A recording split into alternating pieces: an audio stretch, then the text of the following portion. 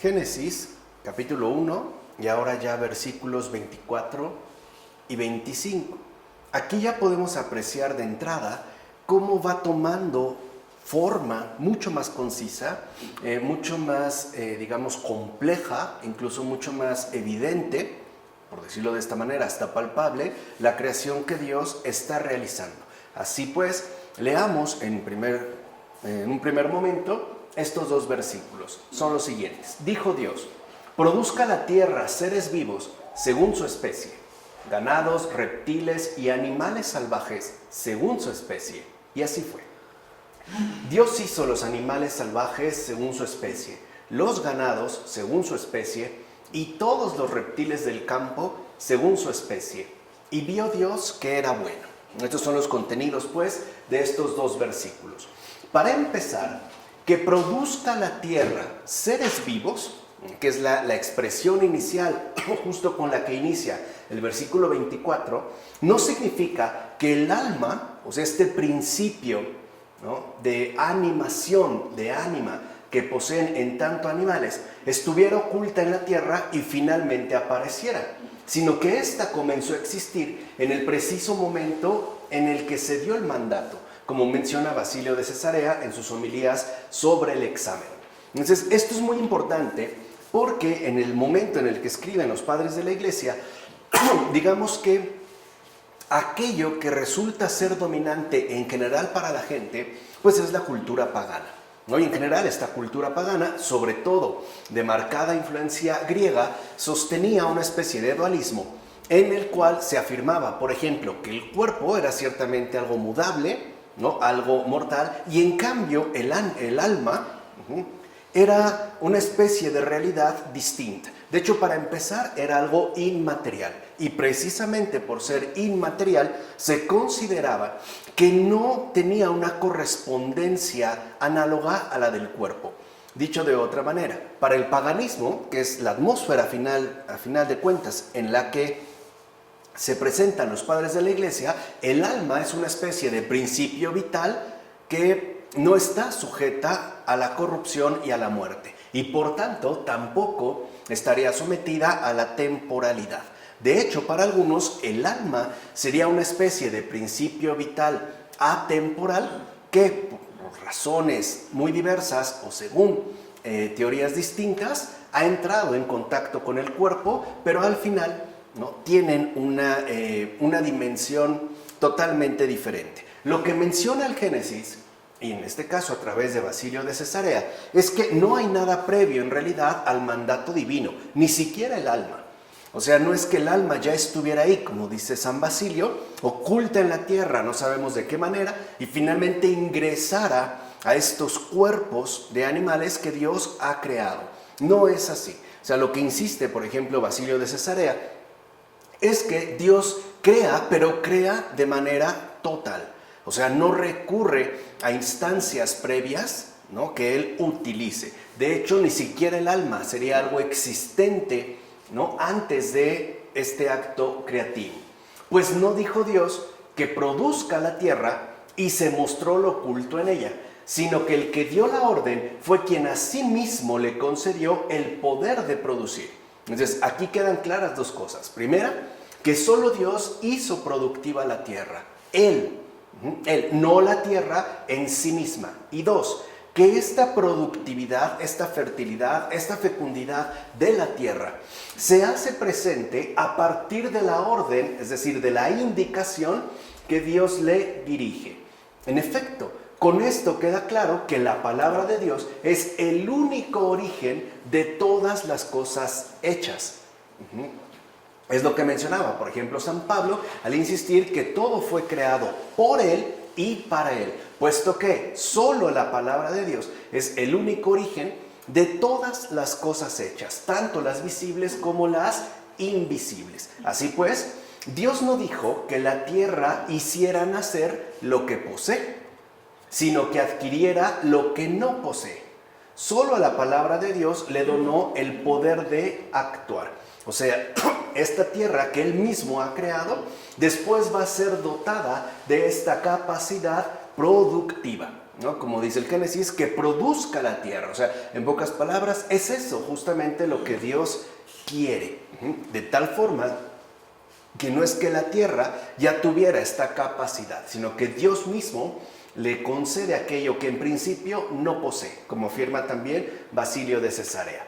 Así pues, queda claro que solo por la palabra de Dios el orden de todas las cosas creadas se mantiene y conserva continuamente activo.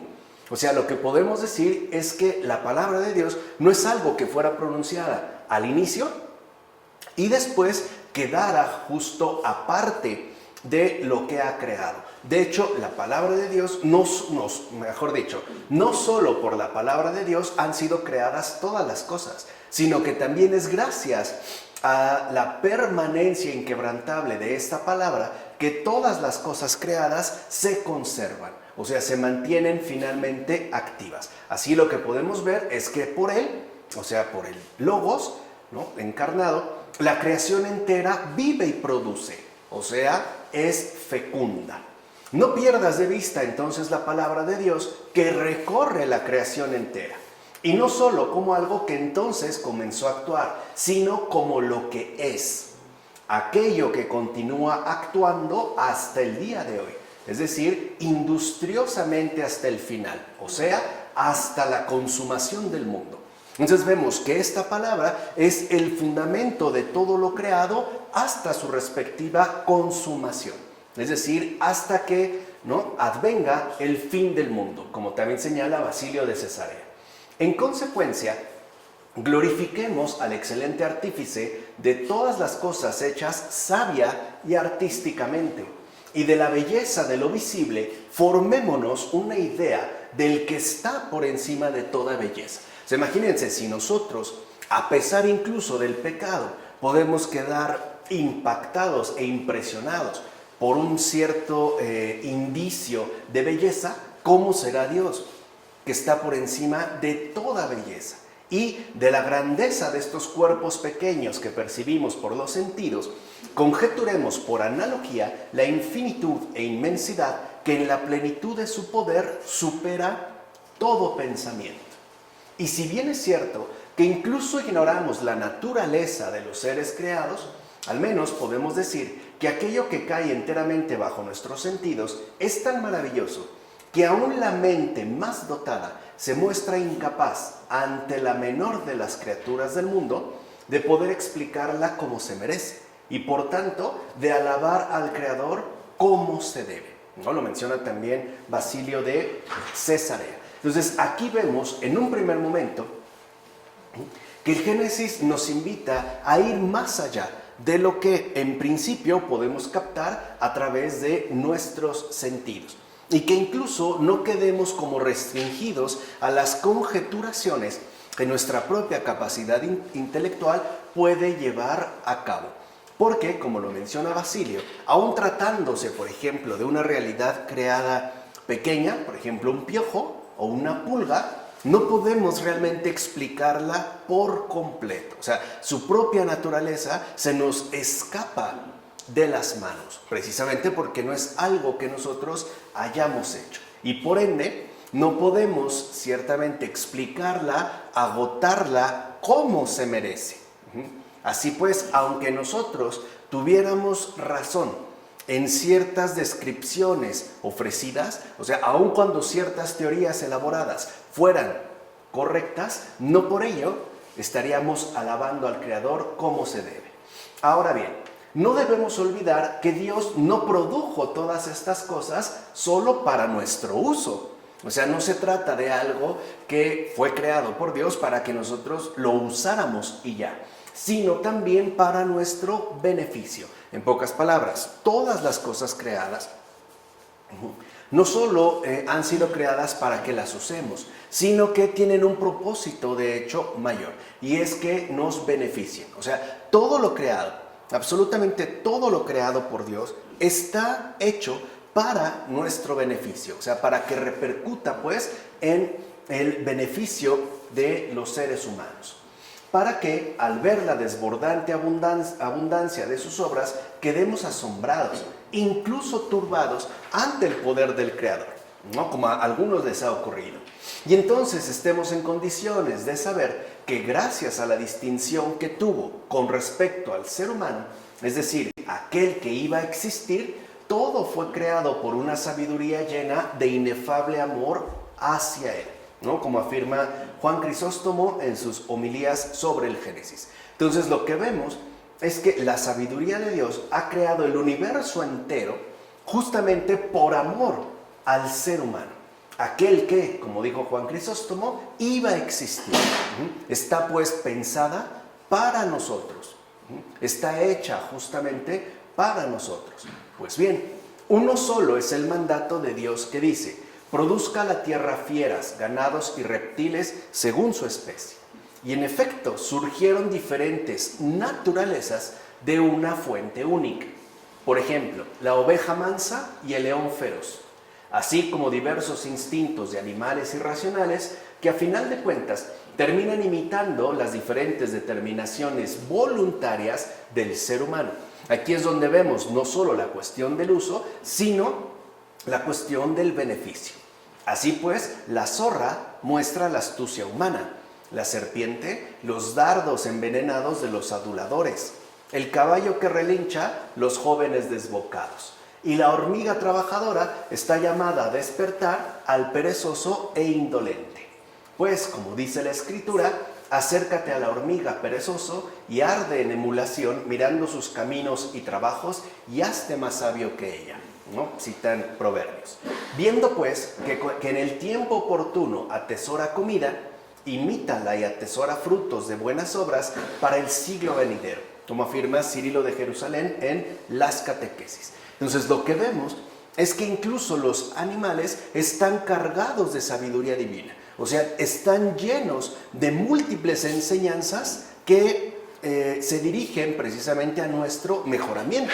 O sea, los animales están llamados pues a beneficiarnos, pero no solo a beneficiarnos en un sentido instrumental, por ejemplo, en términos de un uso, ¿no? Desde un buey para arar o una vaca para comer. No solo así, sino que tienen también una respectiva dimensión de aprendizaje que transmitirnos, como aquí lo vemos. Por ejemplo, una hormiga, en efecto, está trabajando, ¿no? Está juntando los alimentos, y esto permite a Cirilo de Jerusalén que entonces nosotros, al verla y al contemplarla seriamente, dice, ardamos, ¿no? En deseos de imitar su respectivo proceder. Por ejemplo, a través de acumular constantemente frutos de buenas obras, o sea, un ejercicio de caridad que estaría reservándose para la vida futura, ¿no? Que en expresión de los padres suele decirse el siglo venidero. O sea, cuando los padres oímos hablar del siglo venidero, está hablando de la vida futura. Incluso lo que nosotros hoy en día llamaríamos la resurrección, ¿no? O el fin del mundo. De hecho, fíjense qué interesante, los animales simbolizan también los impulsos humanos, o sea, tienen mucho que decirnos. En efecto, pienso que los animales indican los movimientos de nuestra humanidad exterior, es decir, corporal y terrena, porque sí, nosotros también tenemos una cierta constitución exterior, que es corporal y terrena. Así, al hablar de las cosas de la carne, solo se hizo mención de cuadrúpedos, reptiles y bestias de la tierra. Y según aquello que dijo el apóstol, es decir, que en mi carne no habita el bien, citando la carta a los romanos, y que la sabiduría de la carne es enemiga de Dios, puede decirse que estas son las producciones de la tierra, o sea, de nuestra propia carne. ¿Qué quiere decir? Como menciona Orígenes en las homilías sobre el Génesis, que aunque no son precisamente de nuestra misma naturaleza, o sea, nosotros somos personas, no somos animales. Lo primero que hay que destacar es que en efecto somos diferentes, aun cuando sí tenemos variadas e importantes similitudes. Y esto es lo interesante. De hecho, aunque no son precisamente de nuestra naturaleza, los animales sí dicen algo de nuestra constitución humana. O sea, hay un parentesco, hay una afinidad entre ellos y nosotros, pero no es una afinidad de naturaleza, es una afinidad de beneficio. O sea, los animales también dicen mucho acerca de lo que nosotros humanamente somos. O sea, nos dan, por decirlo así, referencias, ¿no? Indicaciones acerca de nuestra propia constitución. Así llegamos a los versículos 26-27 de este capítulo 1 del libro del Génesis. Dijo Dios, vean cómo hay un cambio, ¿no? Hagamos al hombre a nuestra imagen, según nuestra semejanza, que domine sobre los peces del mar, las aves del cielo, los ganados, sobre todos los animales salvajes y todos los reptiles que se mueven por la tierra. Y creó Dios al hombre a su imagen. A imagen de Dios lo creó. Varón y mujer los creó.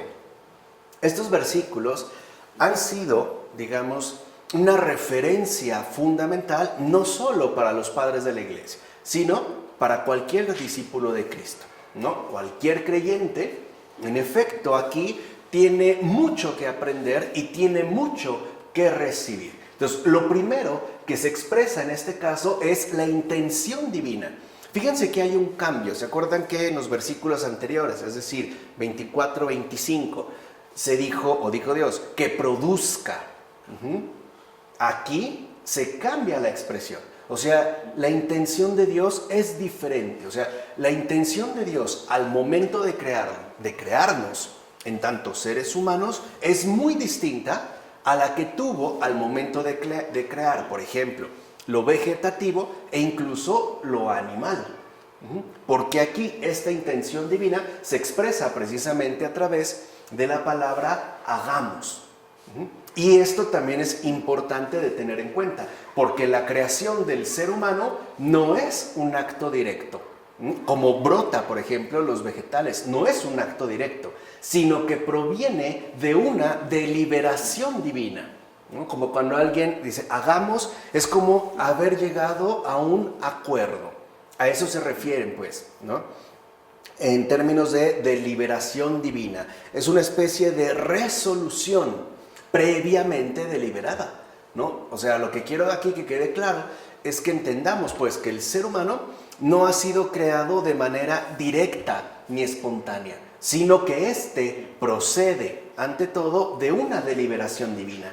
De hecho, y esto también es muy importante de tener en cuenta, no está en el agua el origen de los seres humanos ni en la tierra, como por ejemplo sí ocurre con las plantas, los peces, las aves y los demás animales. Esto significa, a final de cuentas, que el verdadero origen de los seres humanos está dado en la decisión divina, no en los elementos a partir de los cuales ciertamente fueron creados los demás seres. Incluso podemos decirlo así, las demás naturalezas. O sea, lo vegetativo en toda, ¿no?, su diferencia, y lo animal en todas sus respectivas distinciones, sino en la decisión divina. Esto es importante. O sea, hay que entender, pues, cómo nuestro origen es muy distinto al que poseen los animales y al que poseen también todo lo vegetal. Nuestro origen es distinto. Sabemos, por ejemplo, que los peces e incluso las aves, como habíamos mencionado, se han originado en el agua. Los animales de la tierra, el ser humano no. No tiene, pues, este principio. Y es justo lo que nos indica el Génesis con estas primeras palabras. Nuestro verdadero origen está dado, repito, en la decisión divina. Y es esta decisión la que se expresa en el Génesis a través de la palabra hagamos, ¿vale? Así pues, el ser humano es una obra de la divinidad que no es estática, sino dinámica, ya que su acción, además, no solo está dirigida a aparecer finalmente, sino que está dirigida a dominar todo lo creado. Y ojo, cuando estoy diciendo todo, es todo. Todo es todo. O sea, no solo una parte, una parcela de la creación. No, está llamado, está justamente, ¿no?, convocado a dominar todo lo creado. Ya un poco más adelante explicaremos a detalle en qué consiste este dominio, que por cierto es muy mal comprendido y por ende muy mal utilizado. como si fuera una especie de sometimiento por la fuerza. No tiene nada que ver con eso. Pero bueno, de hecho, la mención que se añade de su semejanza con Dios, de hecho, la imagen y la semejanza son la base total de la antropología patrística, indica que incluso la persona humana, el ser humano, está destinado a algo mucho mayor. O sea, no solo está llamado a dominar todo lo creado, sino que al mencionarse que el ser humano fue creado a imagen, ¿no?, según la semejanza de Dios, es porque tiene incluso una vocación mucho mayor. O sea, el ser humano está llamado a la santificación y a la glorificación, ¿no? El ser humano fue hecho en la creación para llegar a la glorificación. Y esto es algo que también debemos de tener muy en cuenta. O sea, el hecho de este llamado por parte de Dios de distinguir al ser humano con una vocación altísima. Así pues, puede decirse entonces que el ser humano es creado según la imagen y su destino corresponde a la libertad que le ha sido otorgada. Ojo, que esa es dominación en términos bíblicos. Cuando se habla de dominación en la Biblia, no se está hablando de sometimiento, se está hablando de una libertad otorgada. Esa es la dominación. O sea, Dios nos hace libres. ¿Libres para qué? Para ejercer el bien. Esa es la dominación en la Biblia. O sea, está llamado, cuando se dice en el Génesis que está llamado el ser humano a dominar todo lo creado, está llamado, pues, a ejercitar la bondad en todos y cada uno de sus actos, en todo lo que hace, en todo lo que piensa, en una palabra, en todo lo que es. Porque justo así, o sea, a través de esta dominación, y que espero ya se haya entendido, es como se puede alcanzar la semejanza con Dios. Entonces, hay una base, la imagen, que tiene que ser ejercitada, que tiene que ser asumida. Pero esta digamos, asunción de la imagen, esta potencialización de la imagen, es algo que solo puede darse libremente. O sea, Dios no obliga a nadie a ser bueno. Lo vemos en el caso, por ejemplo, ¿no?, del demonio y sus pares. Ahí Dios no los obligó a que fueran buenos, o sea, que se mantuvieran ángeles. Eso es algo que se da de manera libre, porque Dios es bueno libremente, no impositivamente. Eso es lo que nos conduciría justamente, ¿no?, a esta plenitud de convocación que Dios nos ha dirigido y que en la Biblia, ¿no?, se llama semejanza con Dios. O sea, dicho brevemente, el ser humano posee una dimensión material que para nada es inseparable de su dimensión espiritual. O sea, libertad para él, bien. Entonces, cuando se menciona que el ser humano ha sido llamado o ha sido creado para dominar todo, está diciendo que ha sido creado para que en libertad obre siempre el bien, para que mantenga, ¿no?, la creación llena de bondad. Ese es el dominio. Si lo ven, no tiene nada que ver con un sometimiento, por ejemplo, forzoso. Hoy diríamos, con el uso de la fuerza. No tiene que ver nada con eso. La dominación, en sentido bíblico, de hecho, el dominio de Dios es la bondad. Es una bondad jamás interrumpida. Es un bien no quebrantado. Ese es el dominio. Por eso es importante que nosotros entendamos qué es lo que se nos está diciendo. En efecto, dominar la creación significa instaurar el reino del bien, es decir, la semejanza con Dios, con este mundo que también es material.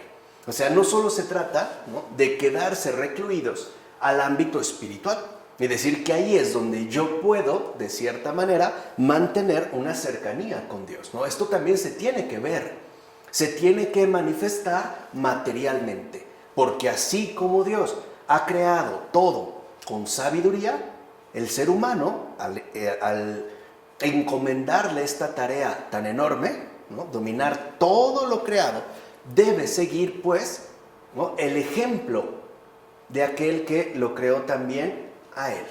O sea, debe seguir pues con la semejanza con Dios. Es más, el ser humano realmente logra alcanzar la semejanza con Dios cuando es renovado en la fe cristiana. O sea, según el mandato de santidad que Dios mismo ha instituido como regla de vida humanamente genuina. Entonces, nosotros vemos que la fe cristiana, precisamente, ¿no?, lo que nos transmite, lo que nos hace llegar, es esta regla de vida humanamente genuina. O sea, nos hace llegar, ¿no?, nuestra respectiva participación en el reino del bien. Lo que, por ejemplo, también se conoce como reino de Dios. O cuando hablan del reino. Cuando Jesús, o sea, Dios mismo, habla, ¿no?, para nuestra humana comprensión en esos términos, el reino de Dios, está hablando precisamente de este reino del bien. Está hablando de ese dominio que Él mismo nos encomendó al momento de ser creados. Así pues, nuestra humanidad está marcada por una condición de reinado, primero, en tanto posesión de la razón divina. O sea, nosotros hemos sido dotados de logos, o sea, de Cristo, pero también de libertad, de inmortalidad, de virtud y de justicia. Entonces, aquí estarían como los rasgos fundamentales de nuestro respectivo dominio. Un uso intensivo y permanente de la razón divina, o sea, de la intelección, pues, de Dios, no de este mundo. También con libertad, la inmortalidad, la virtud y la justicia. Entonces, en esto consiste justamente el dominio del ser humano sobre la creación entera, al que ha sido llamado por Dios. Ahora bien, la expresión hagamos, y esto también es importante, no fue usada por Dios con ninguna otra criatura, con ninguna. Para ninguna otra criatura, y conste que creó y mucho, es más, podemos decir demasiado. Bueno, con ninguna otra criatura usó Dios esta expresión hagamos. De hecho, aún no se había usado esta expresión en ninguna de las cosas que se habían hecho. En todo caso, el mandato fue breve, con todo lo demás. Por ejemplo, hágase la luz, hágase el cielo, etc. Y sin más deliberaciones, se hizo la luz, el cielo y el resto de las cosas creadas. ¿Se acuerdan que en el Génesis, en los primeros versículos, aparece ese importante dijo Dios? Ya, no hay más. Pero cuando aún no existía el ser humano, hubo ya deliberación de Dios en torno a él. Quiere decir que no se trataba de cualquier cosa. O sea, el ser humano no es una cosa entre las demás cosas. Se trata de algo completamente distinto. Y con ello, no estoy apelando al menos a los dos sentidos que pueden captarse en español. Es distinto en el sentido de diferente, de todo lo creado, pero también es distinto en el sentido de que ha recibido una distinción especial de parte de Dios mismo. Por eso es que hay deliberación de Dios en torno a él. En efecto, Dios no habló de igual manera en este caso, pues no dijo, hágase el hombre, sino que antes dijo, hagamos. ¿Se entiende? Hay una diferencia, hay una deliberación, como cuando se trata de algo muy importante y entonces nos ponemos de acuerdo. Aquí de hecho nosotros ya sabemos que este hagamos en plural, que para muchos ha sido sorpresivo, ¿no?, remite pues a la deliberación, ¿no?, esencial de la propia Trinidad. Por eso se habla en plural. Reconoce, por tanto, tu propia dignidad, ya que no te dio origen con un mandato, como por ejemplo, si en el caso de la luz, los animales, la tierra, etc., sino que hubo una deliberación previa en el seno de Dios sobre cómo llevar a la vida. ¿Se entiende? O sea, esto quiere decir que nuestro modo de vida humana, cargada, como decimos, gracias a la decisión divina de esta dignidad, no es equiparable a la de ningún otro ser. Nosotros sí somos muy distintos. Y con ello, a estas alturas, no estoy diciendo que seamos superiores. Estoy diciendo que somos muy distintos a todo lo creado previamente, como lo afirma Gregorio de Niza en el sermón sobre la creación del hombre. Así pues, lo único que importa preguntar primeramente es, ¿por qué razón cuando se hizo el cielo no se dijo hagamos? Sino haya cielo, haya luz, y lo mismo en cada parte de la creación. Y sin embargo, para el ser humano solamente se da primero el hagamos, lo cual implica consejo, deliberación y consulta con otro de igual dignidad. Porque si lo ven en el hagamos, Dios está hablando de tú a tú, está hablando con otro igual, es decir, con otro igual dignidad. No es como diciendo, oye, ¿qué te parece si hago? Como si estuviera consultando al inferior. No, lo está hablando en igual dignidad. ¿Qué es pues el que va a ser creado? Ya que antes incluso de ser creado, ya disfruta de semejante atención. Es el ser humano, ese grande y admirable ser viviente al que Dios más honra entre toda la creación, entre toda. Incluso aún tratándose de las naturalezas más puras, es decir, las naturalezas angélicas. Porque siendo honestos, Dios mismo ha derramado toda su sangre por nosotros, no por los ángeles, por nosotros. Este es, por tanto, el motivo del previo consejo, de la previa deliberación y de la previa consulta. No porque Dios necesite de consejo, sino porque así, es decir, en la misma forma de hablar, se nos muestra ya el honor otorgado a esta criatura tan especial para Dios, como dice Juan Crisóstomo. Así pues, hablar del ser humano y hablar de esta criatura tan especial para Dios es equivalente.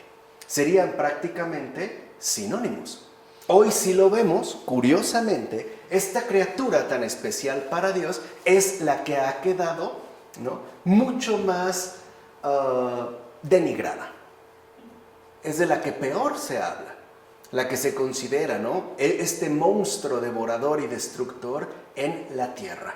Al punto de que, para muchos, lo mejor que podría ocurrir a estas alturas es que todo ser humano en este planeta desaparezca. O sea, que se acabe con esta criatura tan especial para Dios. Además, esto, ¿no?, lo anterior, se ve reflejado cuando la Escritura dice que el hombre ha sido hecho después de todas las cosas inanimadas y animadas, ya que esto nos conduce a la necesaria concatenación en el orden de los seres. O sea, esto también ya expresa que hay un orden, una concatenación en relación a los seres. Dicha concatenación coloca de hecho la perfección, fíjense, no en los primeros, sino en los últimos. Y esto también tiene un sentido. ¿Por qué, aunque nosotros somos esta criatura tan especial para Dios, de hecho el más importante ser creado para Dios, por qué no estuvimos al principio? ¿Por qué nos dejó al último? Para que ahí se diera un resguardo de humildad. Eso es importante. Es decir, nosotros somos los más importantes para Dios, sí, pero no somos los primeros. ¿Se entiende cómo hay ahí esta sabiduría divina? Somos los más importantes, pero no somos los primeros. Por eso, la naturaleza está ordenada de tal manera que realiza una ascensión conveniente por grados. Me refiero a las propiedades de la vida, desde lo menos perfecto a lo más perfecto. Sí es cierto, nosotros somos lo más perfecto, pero no lo primero. Incluso hay por ahí una gran enseñanza jasídica, ¿no?, del pueblo judío, que dice que nunca olvides que un mosquito existió antes que tú. Es resguardo de humildad. Incluso una pulga, una termita, un gusano, una larva, un ajolote, fue primero que tú. Aunque tú seas mejor, no eres primero. ¿Se dan cuenta cómo hay esta, digamos, ordenación en el orden de los seres? En consecuencia, en estas cosas debemos proceder atentamente en el discurso para refutar los desvaríos de quienes las escrutan con ánimo de calumniar. En efecto, La Escritura enseña que la divinidad realizó la creación del ser humano siguiendo un camino y un orden coherente. Después de que fue consistente el universo, o sea, una vez que ya quedó pues establecido, una vez que ya quedó justamente edificado, el ser humano no fue puesto inmediatamente en la tierra, sino que le precedió la naturaleza, para empezar, de los irracionales, es decir, de los elementos con los cuales se iba a conformar la creación, y antes de ella todavía de los vegetales. Así la Escritura muestra que la fuerza de la vida fue introducida en la naturaleza corporal a través de un cierto orden. Primero penetró esta fuerza de la vida en los seres que carecen de sentidos. O sea, fíjense, una piedra, por ejemplo, carece de sentidos, pero no carece de esta fuerza de la vida, porque en efecto, al haber sido creada por Dios, es un ser como tal. Sin sentidos, sí, pero no privada de esta fuerza de la vida. O sea, hoy diríamos nosotros de existencia. Bueno, después avanzó hasta los que ya están dotados de sentidos.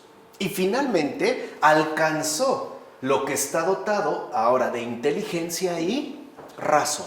O sea, en este caso de logos, ¿no? Como lo afirma Gregorio de Niza en el diálogo sobre el alma y la resurrección.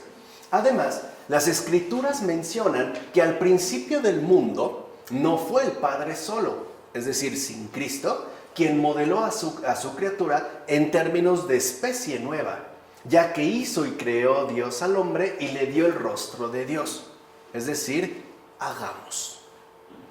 Quiere decir que en esta deliberación, cuando Dios dice hagamos, está pensando en el hombre a partir de sí mismo. Algo así como si Dios dijera, hagamos a este ser como nosotros. Hagamos, como dice este padre de la iglesia, con rostro de Dios. ¿Qué otra cosa es esto sino decir, Dios no estaba solo, sino que Dios asistía a Dios cuando hacía a su criatura a imagen del Señor, ¿no? Como lo afirma Prudencio en su Apoteosis. Esto es importante porque a lo mejor para nosotros hablar de la Trinidad puede resultar incluso algo obvio, pero entendamos que cuando escriben los padres de la iglesia no era nada obvio. De hecho, sigue sin ser algo realmente obvio. Ninguno de nosotros tiene ya absolutamente claro este misterio, ¿no? Este rasgo esencial de Dios. No lo tenemos claro. Los padres menos, pero se esfuerzan por captar lo que ahí se está revelando e incluso, ¿no?, harán todavía un esfuerzo mayor, no solo por captarlo, por comunicarlo, por transmitirlo. O sea, los padres se dan cuenta, pues, desde que ya en el Génesis, el que habla es el Dios uno y trino, no un Dios solitario, por ahí, que además no correspondería justamente con el que se ha revelado. Pues bien, la imagen, ¿no?, porque a veces nos confundimos en relación a hablar de imagen y semejanza, lo que podemos decir es que la imagen de Dios en el ser humano es su logos, hijo legítimo del Espíritu, el logos divino, la luz modelo de la luz. Recuerden cuando dimos, ¿no?, estos cursos de filosofía católica dedicados a la base antropológica, dijimos que nosotros somos realmente logemas, o sea, nosotros estamos dotados de Cristo, de logos, no de una mera lógica racional que incluso puede ser opuesta a logos, ¿no?, como lo que denunciara Adorno y Horkheimer en su dialéctica de la Ilustración, ¿no?, esta especie de racionalidad programática, pero malvada. Cuando alguien, por ejemplo, ¿no?, hace las cosas con una lógica fría, incluso una lógica criminal. Por eso cuando hablamos de la imagen no estamos hablando de una lógica según nuestro entorno humano, estamos hablando de logos. De hecho, imagen de logos es el hombre verdadero, o sea, el espíritu que hay en él. Así pues, el ser humano se parece al logos divino por la inteligencia de su corazón y por ella es espiritual. Y en efecto es así. Hay una inteligencia del corazón, que no es meramente el cálculo intelectual que pueden desplegar, ¿no?, nuestros propios pensamientos. Y es justo esta inteligencia del corazón lo que nos constituye justamente como seres también espirituales, como lo afirma Clemente de Alejandría en el Protréptico. Ahora bien, Dios dijo: hagamos al hombre a nuestra imagen y semejanza. Es Dios mismo quien eso dice. O sea, hagamos un cooperador según Cristo. Es decir, es como si Dios dijera: hagamos al ser humano, hagámoslo, ¿no? Hagamos a un cooperador según tú, al que está viendo en igualdad de dignidad. O sea, a la imagen pues de Cristo. Por eso dice según imagen.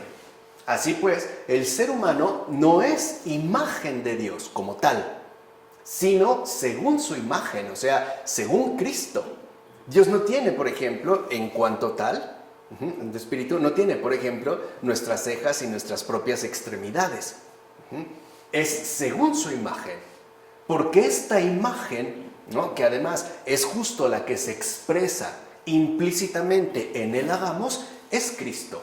En efecto, solamente Jesús es imagen de Dios. Él sí, solo Él. Solo Jesús es imagen de Dios. Nosotros somos según Jesús. Es decir, según la imagen de Dios. El ser humano es según su imagen. De hecho, fíjense, aunque parezca extraño, para que vean que no es parte de nuestra lógica humana, sino de Logos, nosotros tenemos esta constitución corporal, o sea, nuestra anatomía antropológica es así por Cristo, por la encarnación del Verbo. Nosotros estamos hechos según Él, no Él según nosotros, es según Él. Recuerden, antes de la creación está la redención. Por eso es tan importante que nosotros comprendamos las Escrituras a la luz de la verdad, o sea, a la luz de Jesús. No es casual, pues, que Jesús fuera extendido en la cruz con los brazos abiertos. Nosotros por eso también tenemos esta forma corporal, es decir, según su imagen. El ser humano es, pues, imagen de la imagen. Y es cierto. Pero tengamos en cuenta que se dijo según nuestra imagen. Así que el Padre y el Hijo son uno, son una sola imagen. Como dice Mario Victorino, justo en este texto, contra Arrio. Porque recuerden que para Arrio, ¿no?, y la secta que desplegó, conocidos precisamente como arrianos, negaban que al final el Padre y el Hijo fueran uno. De hecho, había una tendencia donde se podía, por ejemplo, aceptar que Jesús, el Hijo de Dios, era verdadero Dios, pero no hombre. No podía rebajarse a esta condición mortal. Por otra parte, hubo otra tendencia que justo sostenía lo contrario. No, Jesús es el Hijo de Dios, es verdadero hombre, pero no es verdadero Dios. ¿Se entiende? O sea, esta incompatibilidad. Lo que vemos que los padres de la Iglesia están tratando de mostrar, ojo, a partir de las propias Escrituras, es que Jesús es Dios. Y al ser Dios es idéntico, es pues uno con el Padre. Los dos son uno. Que esto es, repito, algo que a lo mejor pasamos por alto, pero costó siglos. En pocas palabras, los padres de la Iglesia fueron los grandes, ¿no?, los grandes exploradores y expositores de la verdad. Y a muchos les costó eso, por ejemplo, persecuciones, exilios e incluso el propio martirio. Bueno, cabe mencionar lo siguiente. La Escritura dice: a imagen de Dios los creó, y con ello omitió lo de la semejanza. Esto indica que el ser humano solo recibió la imagen en su primera creación. O sea, en la creación que se está mencionando, ya que la perfección de la semejanza le ha sido reservada para la consumación, es decir, para la resurrección. Así pues, nuestra semejanza con Dios en esta tierra o sea, el dominio que nos fue encomendado, solo alcanza un cierto grado de parcialidad. O sea, no se puede alcanzar, dadas las condiciones, esta semejanza que se nos ha otorgado. Esta semejanza solamente será perfecta hasta la consumación, es decir, hasta la resurrección. Así pues, el ser humano debía conseguir la semejanza con Dios mediante el esfuerzo de su trabajo, que es una especie de anticipo, ¿no? Una especie de entrenamiento, pues, para la semejanza plena, que se entiende el esfuerzo de su trabajo como ejercicio de las virtudes. Lo vimos precisamente con la terapéutica de las enfermedades espirituales. Ciertamente, la posibilidad de esta perfección que le fue regalada desde el principio, o sea, la semejanza, es decir, por la dignidad de la imagen, el ser humano debía finalmente convertirla mediante las obras en la semejanza perfecta, como menciona Orígenes en su texto sobre los principios. Entonces vemos que, en pocas palabras, nosotros fuimos creados en la tierra para la divinidad. De tal forma que nuestra dinámica esencial, es decir, antropológica, es simple. Comenzamos por la imagen, buscando la semejanza. O sea, el ejercicio constante de las virtudes que solamente se manifiesta y ejercita a través de las obras. ¿Se entiende por qué entonces Dios dice en el Génesis, ¿no? O le da la indicación, el mandato de que domine sobre todo lo creado? Porque si sigue este orden que Dios ha implantado, al alcanzar la semejanza perfecta, en efecto, el ser humano no va a ser más que la imagen también de Dios en este mundo visible y material. En efecto, todos los seres humanos somos conformes a la imagen de Dios. Pero el ser a su semejanza es solo de aquellos que por una gran caridad sometieron su libertad a Dios. Solo en este caso a través de esto. Pues solo cuando no nos pertenecemos es que somos semejantes al que nos reconcilió con Dios por caridad. Esto nadie lo alcanzará si no persuade a su alma a no moverse según la fácil vanagloria humana, como le dice Diádoco de Fótice en Sobre la perfección espiritual. O sea, lo que vemos pues es que la imagen apunta a la semejanza, es decir, el principio a la perfección, a la consumación, a Jesús. Por eso lo va a decir claramente en el libro del Apocalipsis: yo soy el alfa y la omega. O sea, yo soy el principio y la consumación. En términos bíblicos, lo que está diciendo Jesús es: yo soy la imagen y la semejanza. Por eso Él lo ha afirmado, ¿no? Yo soy el camino, la verdad y la vida. Estando como decir, yo soy Dios. Pero si le ven, el Señor también es como muy humilde, ¿no? Nunca, ni siquiera en su forma de hablar agrede. Ni siquiera ahí se impone. Pero eso es importante de tener en cuenta. Por eso es que fuimos creados a su imagen. A imagen de la imagen. Según pues Cristo, principio y consumación. Pues bien, ¿cómo se dice nuestra, siendo el Hijo imagen del Padre? Además, ¿por qué no se dice suya? ¿Por qué se dice nuestra? Se añade nuestra para indicar que el ser humano sea imagen de la Trinidad. Fíjense cómo ya hasta el siglo IV, es decir, Agustín, en este tratado de la Santísima Trinidad, ya se ha avanzado en este misterio. Antes no. Estamos hablando de 400 años, más o menos. Poco más, poco menos. Pero es un misterio que se ha ido, ¿no? Digamos, captando cada vez de mejor manera, hasta la fecha.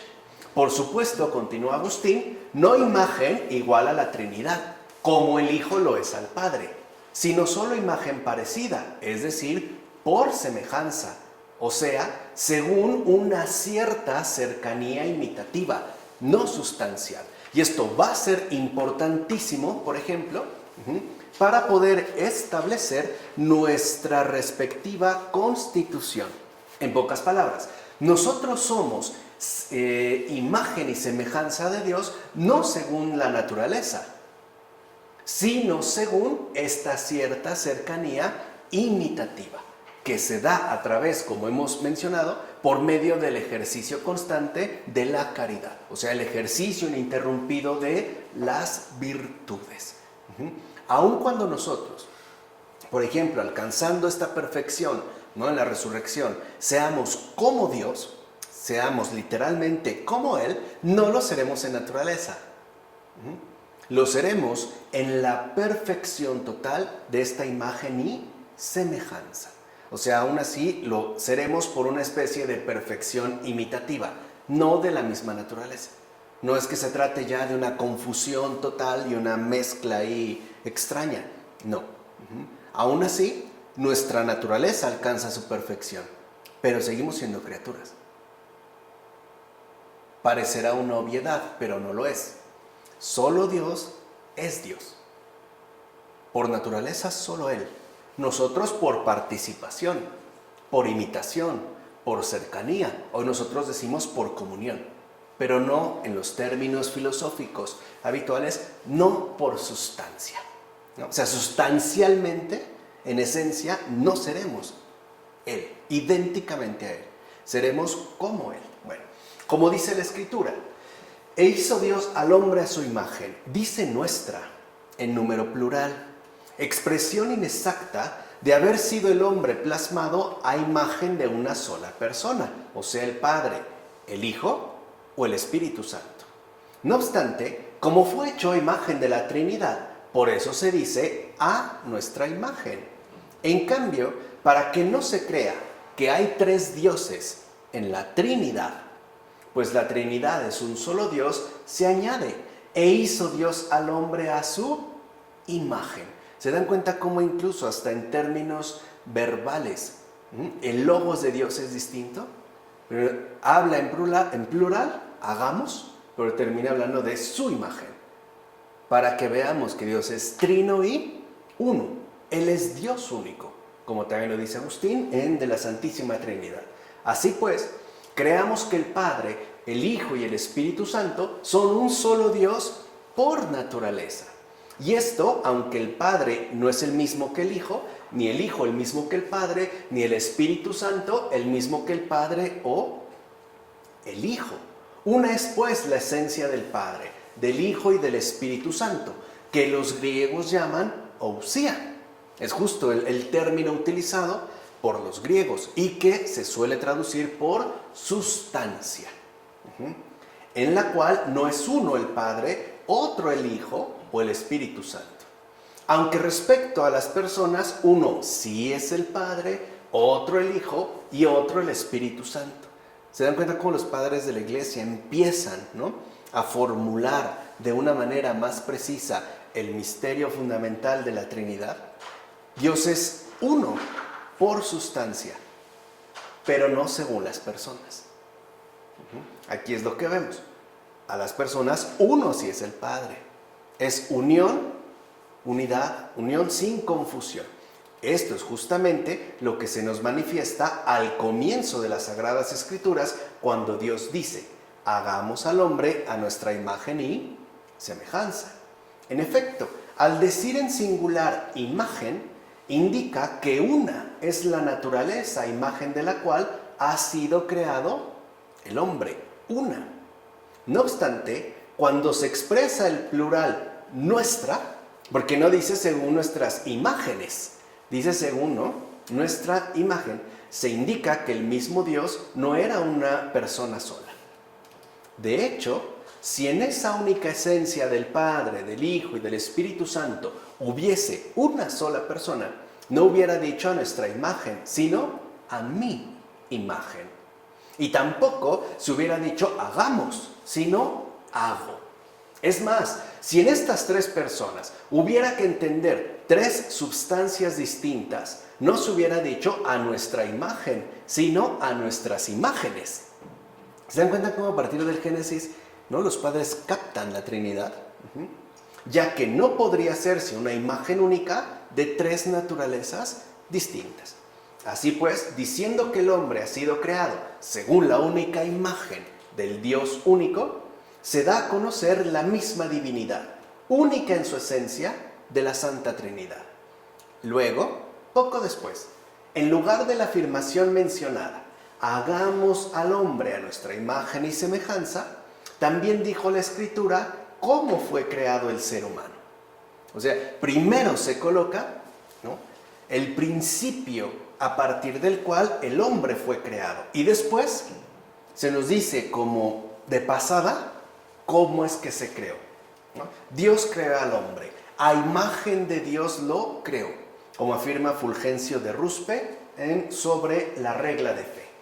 De hecho, en los tiempos antiguos se decía que el ser humano había sido hecho según la imagen de Dios, pero no se mostraba, ya que aún era invisible el verbo, es decir, el logos, a cuya imagen el ser humano había sido hecho. O sea, no se había pues encarnado, no se había manifestado el logos encarnado. Por tal motivo, este fácilmente perdió la realidad de la semejanza, pero cuando el verbo de Dios, el logos, se hizo carne, confirmó ambas cosas. Por un lado, mostró la imagen verdadera, mostrándose él mismo lo que era su imagen. Y por otro, asimismo nos devolvió la semejanza y le dio firmeza. O sea, no solo nos devuelve la semejanza, el camino recto, la orientación para el bien, sino que nos dio la fuerza para realizarlo, justo para hacer al ser humano semejante al Padre invisible por medio del verbo, el logos visible, como dice Ireneo de Lyon en su gran texto contra las herejías, Adversus a Herejes. Entonces vemos pues cómo ya en estos versículos tan importantes, no solo, y eso es fundamental, no solo se menciona que el ser humano fue creado distintivamente, ya dijimos, ¿no?, con distinción, y no solo se nos dice que tiene esta distinción, sino que además se nos indica quién le otorgó esta distinción.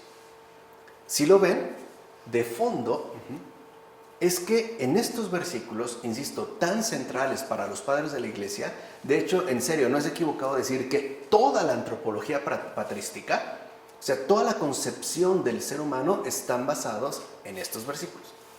De hecho, en esta cuestión de la imagen y la semejanza, lo que vemos, pues, es que Dios y el hombre, el humano, son inseparables. Así como se habla del hombre, al mismo tiempo se expone el misterio de los misterios. O sea, que Dios es uno y trino. Es la misma Trinidad la que ha creado, pues, al humano. Así pues, la imagen de Dios no es en principio algo corporal, sino espiritual. Algo, pues, que no corresponde a este espacio de visibilidad en el que ya nos encontramos. Pues la figura del cuerpo, como tal, no contiene la imagen de Dios. Ni se dice del hombre corpóreo que haya sido hecho, sino plasmado. Vean cómo este término va a ser sumamente importante. En consecuencia, este que ha sido hecho a imagen de Dios es nuestra humanidad interior, invisible, incorpórea, incorruptible e inmortal.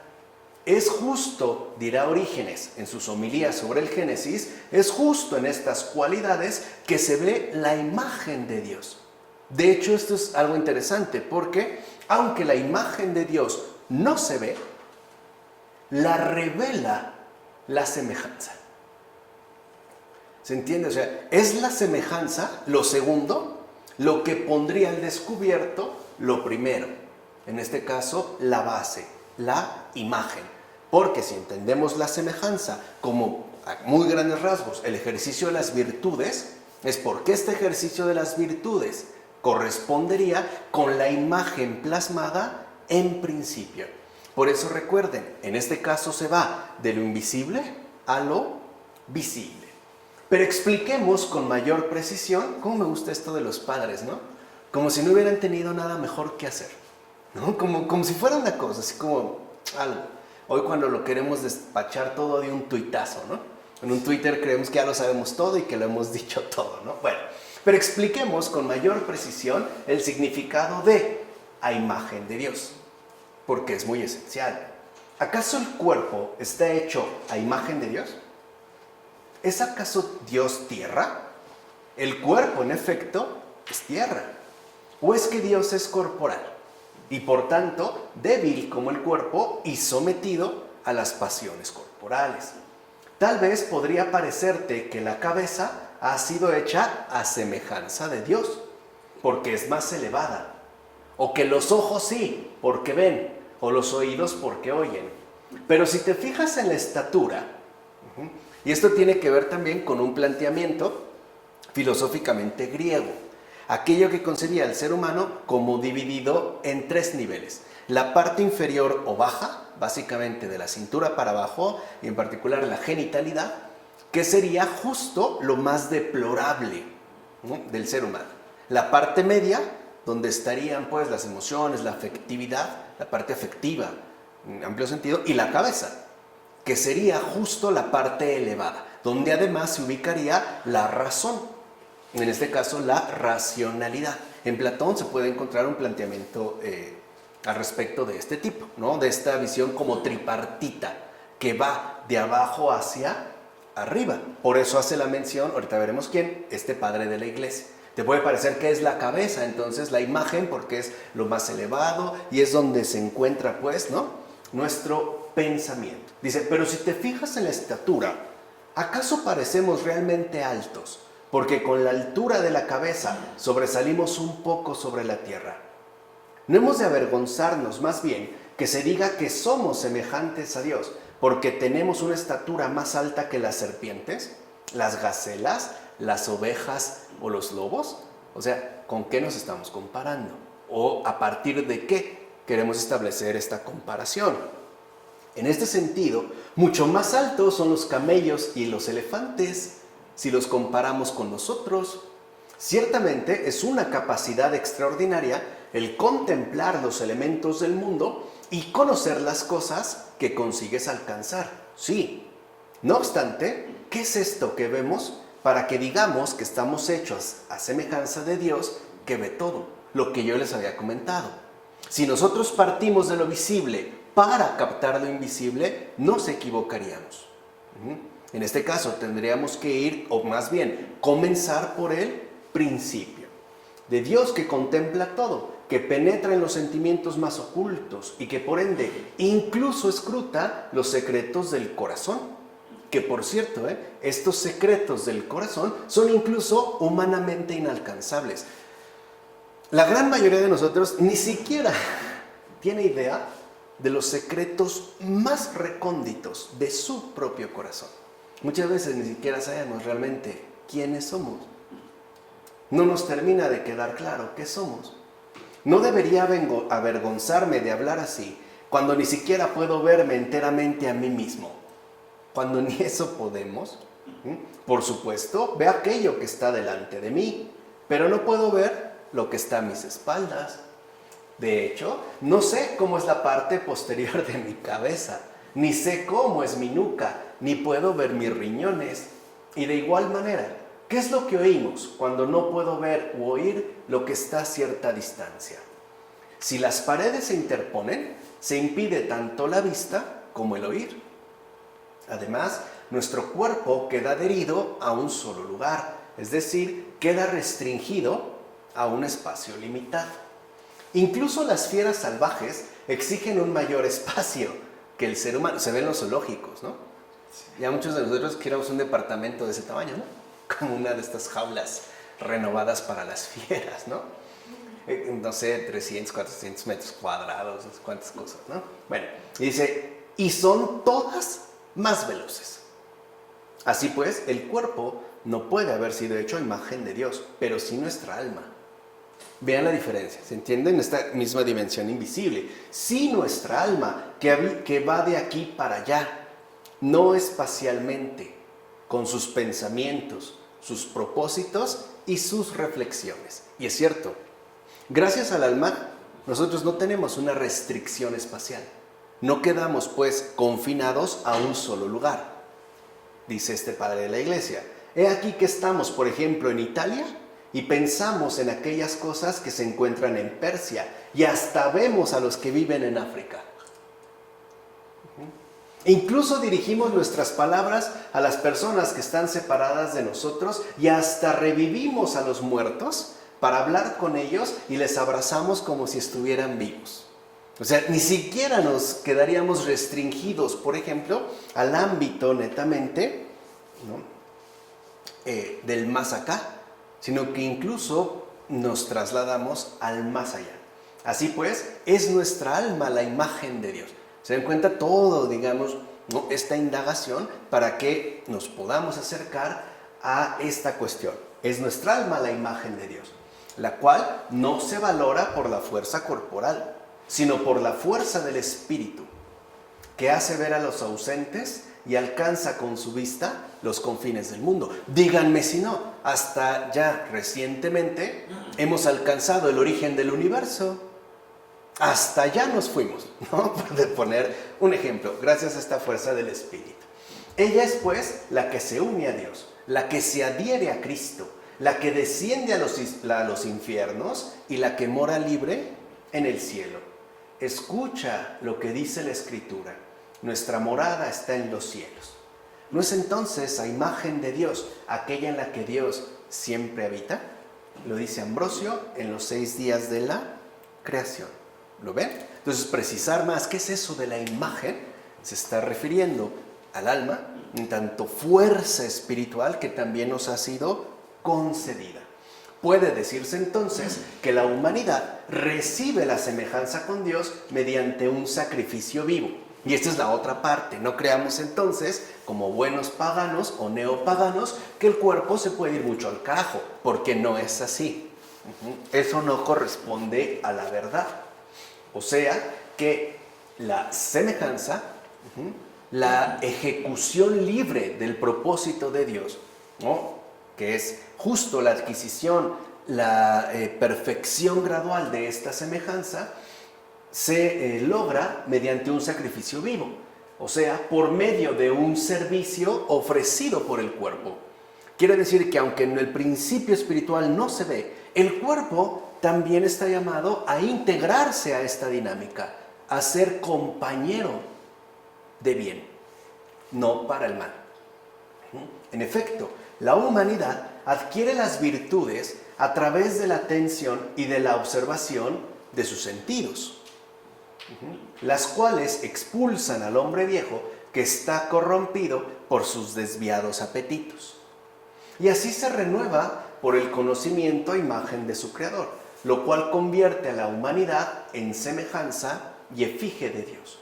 Entonces presenta su cuerpo como un servicio racional ante Él, consagrando y presentando a Dios todos sus miembros a la manera de votos y ofrendas, las manos, los pies, etc. Y asimismo ofrece sacrificios aceptables de acción de gracias.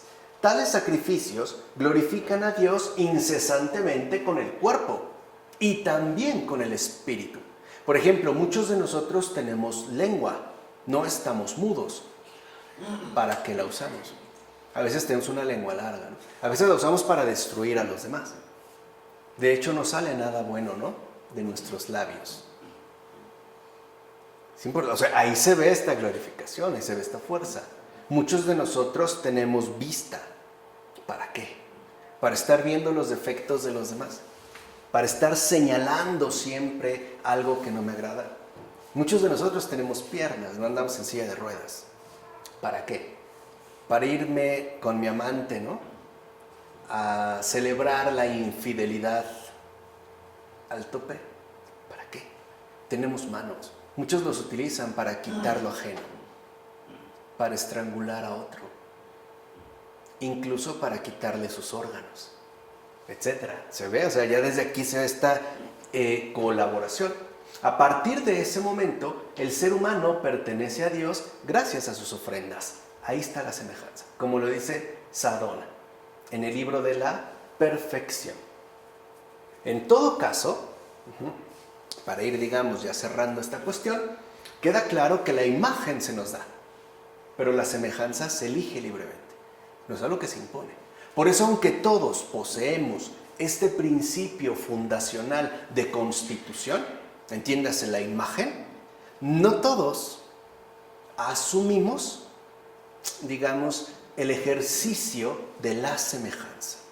O por ponerlo en términos más concretos, al nacer, todos nacemos ya con esa donación divina de haber sido creados a imagen de Dios.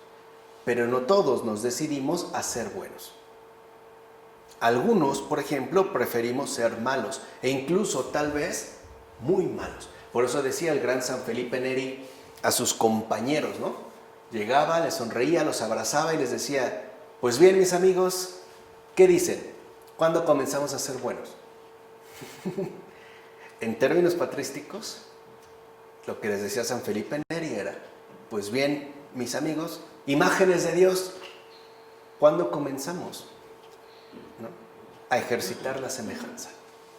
¿Entiende? Ahora creo que queda claro. Entonces, lo primero, la imagen, lo tenemos por creación. Pero lo segundo, la semejanza, lo alcanzamos por libre elección. Imagen es por creación.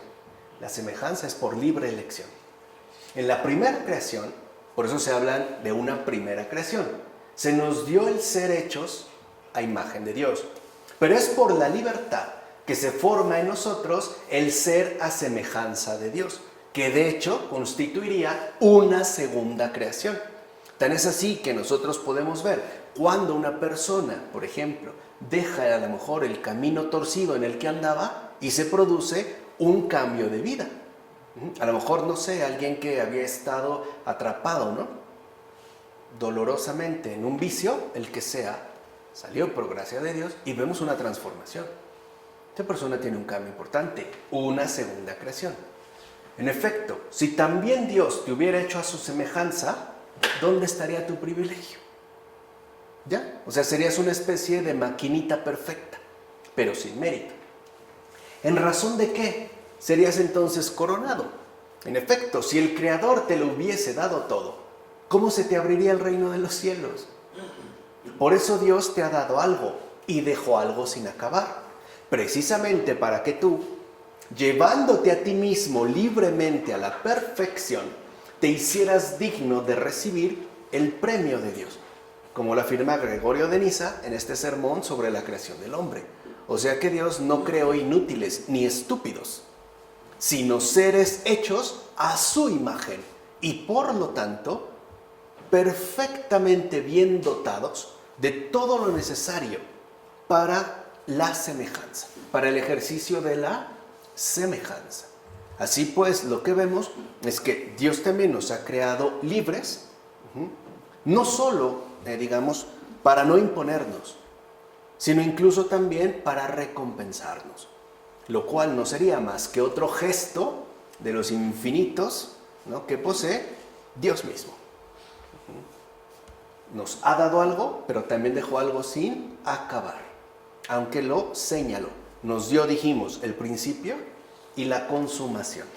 Ahora bien, para que la misma unidad de la majestad y nombre de la Trinidad encontrara nuestra comprensión, es que dijo, hagamos al hombre a nuestra imagen y semejanza. Así nos enseñó lo que debemos creer. Es decir, modeló su imagen en el rostro humano y dijo, a nuestra imagen. Pero vean cómo este rostro no es precisamente la cara física a la que efectivamente tenemos acceso. No se trata, pues, ¿no?, del contemporáneo reconocimiento facial. No es una cuestión facial, es una cuestión, ¿no?, digamos, de modelación de Dios en términos de rostro humano. Por ejemplo, cuando una persona es buena, aunque no sea físicamente agradable, manifiesta ese rostro humano. De hecho, hay personas que por eso se enamoran. Te pueden decir, híjole, es que la verdad está bien feo, pero es bien lindo. O sea, lo que te está diciendo es, tiene este rostro humano, aun cuando esté espantoso, ¿no?, horripilante. Pero lo que ahí brilla es la imagen.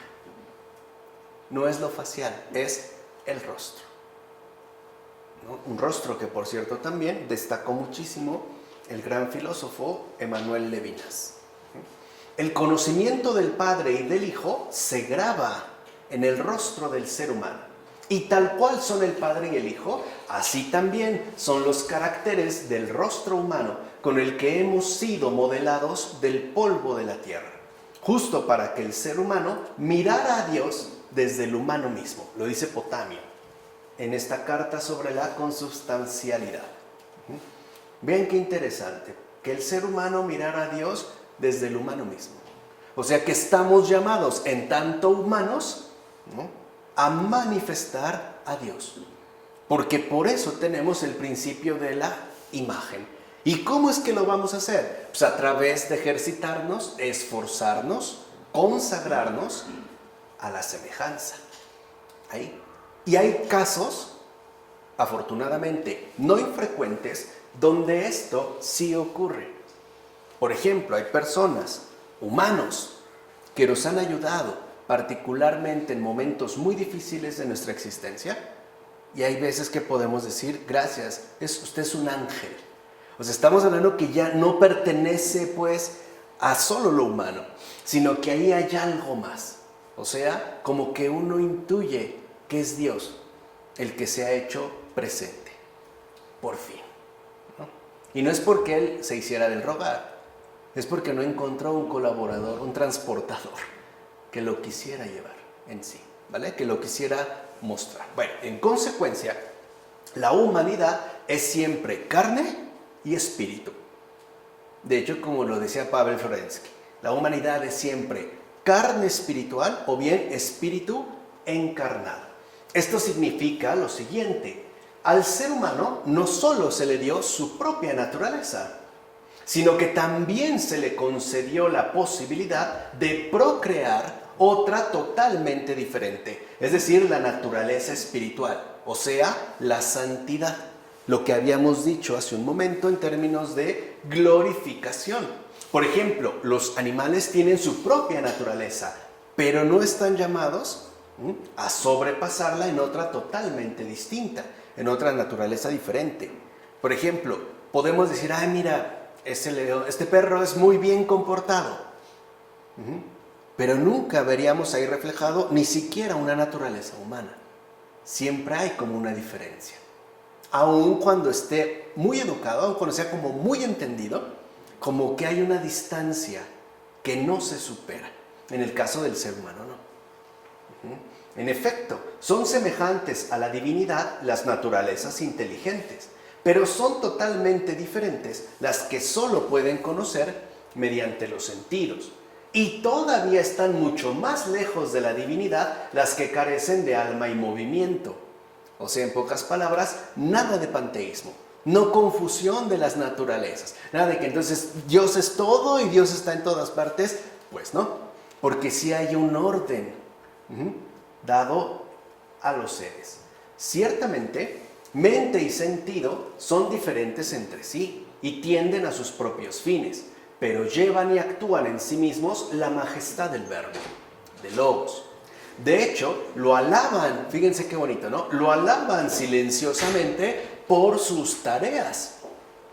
O sea, no se trata pues que nuestro intelecto, por ejemplo, actúe según el orden de los sentidos, ni que los sentidos se quieran regir por las leyes del intelecto. No, que cada uno alabe a Dios silenciosamente por sus respectivas tareas, es decir, siendo heraldos emocionados, ¿no? Siendo heraldos emocionados en toda nuestra respectiva constitución. Evidentemente, todavía no había tenido lugar la unión entre ambos para que se manifestara la sublime generosidad y sabiduría divina sobre la creación de las naturalezas, en las distintas naturalezas. Todavía no eran pues ni conocidas ni admiradas todas las riquezas de esa divina bondad. Pero cuando el Verbo Creador quiso mostrarlo, entonces formó un ser desde otros dos, es decir, uno de naturaleza invisible y otro de naturaleza visible. ¿Se acuerdan cómo comenzó la creación? Por lo invisible. Y después se pasó a lo visible. Lo mismo en el caso nuestro. La gran diferencia es que mientras unos y otros, antes del ser humano, quedaron ciertamente, ¿no?, distinguidos, de hecho, diferenciados, ¿se acuerdan con la separación de las aguas? En nosotros, más bien, fueron conjugados. Así, de la materia ya producida se hizo el cuerpo, y de un soplo inspirado, pues eso es el alma intelectual que en la Escritura evoca la imagen de Dios, lo mismo que un segundo mundo, grande entre lo pequeño, coloca en la tierra una mezcla adoradora parcialmente intelectual, dominadora de todo lo que hay sobre la tierra, pero asimismo súbdita del divino soberano, terreno y celeste. O sea, nosotros fuimos hechos de una manera espectacular, pero al mismo tiempo por debajo del propio Creador. Este compuesto, perecedero e inmortal, visible e inteligente, hecho de espíritu y carne, espíritu por la gracia y carne por la exaltación, espíritu porque permanece y se goza con los beneficios con los que fue adornado, y carne, puesto que sufre para que se dé cuenta de los sufrimientos y así aprenda y se corrija a sí mismo cuando se enorgullezca de su grandeza, que sí suele pasar, es una criatura que peregrina hacia otro lugar. Y lo que es el mayor de los misterios, es deificada por Dios y posee incluso una inquebrantable inclinación hacia Él, como afirma Gregorio Nacianceno. Y sí, todos tenemos una inquebrantable inclinación hacia Él, todos. Y no solo es una inclinación espiritual, es también una inclinación simbólica, una especie como de adoración perpetua. Así pues, Dios no creó la naturaleza humana por otra razón, sino porque Dios es bueno. Y siendo bueno, y habiéndose decidido por su bondad a crear la naturaleza humana, recuerden, hagamos, no quiso mostrar a medias su fuerza de bondad, de forma que otorgase al ser humano algo de sus propios bienes y por envidia no le comunicase a otros, como algunos sostienen, que por eso Dios nos quiso limitar y expulsó del paraíso. Ya hablaremos de eso, ¿no? Para que no lo fuéramos a destronar y entonces no tuviera competencia. ¿Qué tantas tonterías se dicen? ¿No? Sino que se mostró perfecto en bondad, es decir, por medio de hacer al ser humano de la nada y dotándolo de toda clase de bienes. Nosotros venimos de la nada, pero se nos ha dado todo. Todo, absolutamente todo. Y como es muy largo el elenco de los bienes, o sea, todo lo que se nos dio, de forma que es difícil enumerar uno a uno, la Escritura los abarca a todos con la expresión a imagen y semejanza. Es una especie también de resumen, lo cual equivale a decir que la naturaleza humana fue hecha partícipe de todo bien, cosa que los otros seres creados no tienen. Tienen una participación adecuada a su propia naturaleza, o como lo dice la Escritura, según su especie, nosotros no. A nosotros sí se nos ha hecho partícipes de todo bien, tanto material como espiritual. Añadamos a esto que el haber sido hechos a imagen de la naturaleza divina significa que desde el comienzo nuestra propia naturaleza es regia. La naturaleza humana, creada para dominar el resto de las criaturas, ha sido hecha, a causa de su semejanza con el Rey del Universo, como una imagen viviente que en efecto participa de su arquetipo en la dignidad y en el nombre. Por supuesto, no le adorna la púrpura. Recuerden que en la antigüedad la púrpura solo era usada por la realeza, ¿no? Ni muestra su dignidad con el cetro o la diadema. Tampoco su arquetipo lo hace, y sí es cierto. Dios tampoco lo muestra así. No tiene ni diadema, ni cetro, ni púrpura. Sino que en lugar de púrpura está revestida desde el comienzo de toda virtud. Dirá, ¿no?, Gregorio de Niza sobre la creación del hombre. Toda virtud, que es la más regia de todas las vestiduras. Y en lugar de cetro se apoya en la bienaventuranza de la eternidad. Y en lugar de la diadema terrenal lleva puesta la corona de la justicia, de forma que en ella se manifiesta la dignidad real según su exacta conformidad con la belleza arquetípica de Dios. Entonces vemos cómo nuestra constitución es verdaderamente sorprendente. Así pues, con sus propias manos, entiendas esto, un contacto personal. De hecho, ¿no? Lo veremos así, Dios tomó tierra. Con los demás nada más dijo, digámoslo así, ¿no? Con un señalamiento, aquí no. Con un contacto personal, Dios creó al ser humano a su imagen y semejanza. Formó el cuerpo de la tierra y le dio un alma racional e intelectual por medio de su divino soplo. Y por eso decimos que en verdad es imagen divina. Es evidente, por una parte, que es imagen, justo por ser libre e intelectual. Pero también es claro que, por otra parte, es semejante en lo posible. Es decir, según la semejanza, por la virtud. Como afirma Juan Damasceno en su exposición de la fe. Ahora bien, algunos nos increpan y dicen que Dios tiene la misma imagen que nosotros. Estos no entendieron lo dicho, pues no se dijo imagen de la esencia, sino imagen de dominio.